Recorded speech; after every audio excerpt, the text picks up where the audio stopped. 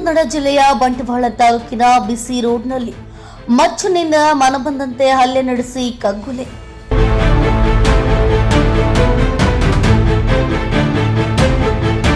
KSRTC bus ನಿಲ್ದಾಣದಲ್ಲಿ ಬಸ್ಸಿಗಾಗಿ ಕಾಯುತ್ತಿದ್ದ ಯುವತಿಯ ಮೇಲೆ ಹಲ್ಲೆ ನಡೆಸಿದ ದುಷ್ಕರ್ಮಿ.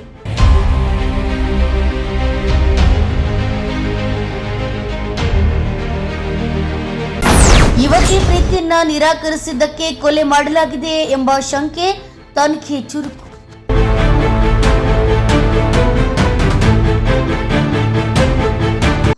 ದಕ್ಷಿಣ ಕನ್ನಡ ಜಿಲ್ಲೆಯ ಬಂಟ್ವಾಳ ತಾಲೂಕಿನ ಬೇಸಿ ರೋಡ್ ಕೆಎಸ್ಆರ್ಟಿಸಿ ಬಸ್ ನಿಲ್ದಾಣದಲ್ಲಿ ನಿನ್ನೆ ಸಂಜೆ ನಡೆದ ಭೀಕರ ಘಟನೆಯೊಂದು ಜಿಲ್ಲೆಯನ್ನೇ ಬೆಚ್ಚಿ ಬೀಳಿಸಿದೆ.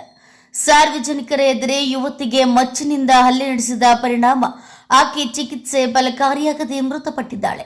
ಮೃತ ಯುವತಿಯನ್ನ ಕಕ್ಕೆಪದವು ನಿವಾಸಿಯ ಲಾವಣ್ಯ ಎಂದು ಗುರುತಿಸಲಾಗಿದೆ. ಅವರು ಕಲ್ಲಡ್ಕದ ಖಾಸಗಿ ಚಿಕಿತ್ಸಾಲಯದಲ್ಲಿ ಶುಶ್ರೂಷಕಿಯಾಗಿ ಕೆಲಸ ಮಾಡುತ್ತಿದ್ದು, ಕೆಲಸ ಮುಗಿಸಿ ಮನೆಗೆ ತೆರಳಲು ಬೇಸಿ ರೋಡ್ ಬಸ್ ನಿಲ್ದಾಣದಲ್ಲಿ ಬಸ್ ಹತ್ತಿದ್ರು.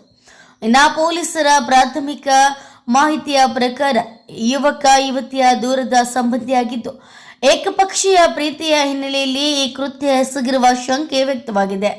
ಇನ್ನು ಆರೋಪಿ ಬಸ್ಗೆ ಏರಿ ಬ್ಯಾಗ್ನಿಂದ ಮಚ್ಚು ಹೊರತೆಗೆದಾಗ ಲಾವಣ್ಯ ಬಸ್ನಿಂದ ಇಳಿದು ಓಡಿ ತಪ್ಪಿಸಿಕೊಳ್ಳಲು ಯತ್ನಿಸಿದ್ರು.